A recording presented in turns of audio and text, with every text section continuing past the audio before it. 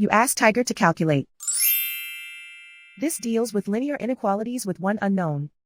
The final result is a smaller than -2. Let's solve it step by step. Group all constants on the right side of the inequality. Add 4 to both sides.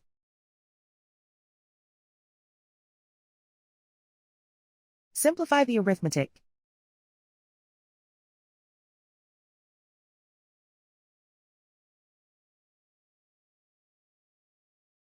Isolate the a. Divide both sides by -7. Whenever you multiply or divide by a negative, reverse the inequality sign.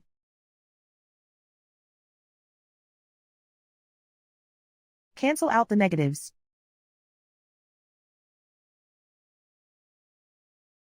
Simplify the fraction.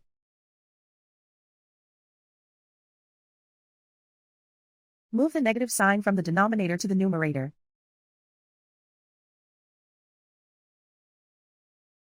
Find the greatest common factor of the numerator and denominator.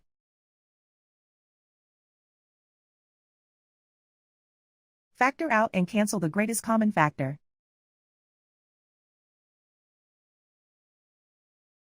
Plot the solution on a coordinate grid. And so the final result is a smaller than -2.